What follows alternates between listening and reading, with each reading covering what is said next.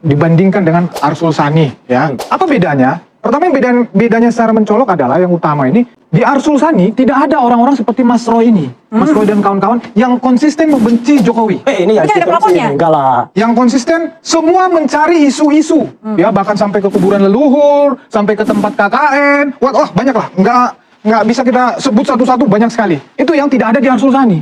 Ya, kenapa berbeda? Kemudian ya, kasus Jokowi, ijazahnya itu sudah mengalami institusionalisasi, artinya sudah melalui lembaga-lembaga negara. Ya, berarti kalau kita menafikan itu, menurut saya sama saja kita menghina negara. Oleh karena itu, kalau kita samakan, Arsul Sani kan cuma di situ aja. Saya cuma menggambarkan perbedaan. Berarti tidak patut untuk disandingkan ya, dibandingkan ya Bang. Itu perbedaannya. Arsul Sani baru muncul kemarin. Begitu ada indikasi, dia dengan sangat legowo, dengan sangat negarawan, padahal itu hanya seorang hakim ya gitu, muncul. Jokowi itu isunya sudah sejak 2013 sebenarnya. Sejak ada diskusi di Jogja, waktu itu ada seorang yang menanyakan, waktu itu Prof Mahfud menyebutkan IPK-nya sekian. Kemudian Jokowi mengatakan 2, lah kalau 2, kok bisa lulus 5 tahun. Awalnya itu kemudian dia sendiri yang memancing itu. Dan ini sebenarnya kalau nggak ada indikasi, ya nggak harus kita mempertimbangkan. Ini kan karena ada indikasi. Tapi kenapa nggak dilaporin waktu itu Bang? Kenapa? Di 2013 itu kenapa Abang nggak langsung mungkin? Saya juga nggak ngelaporin, yang ngelaporin kan TPUA.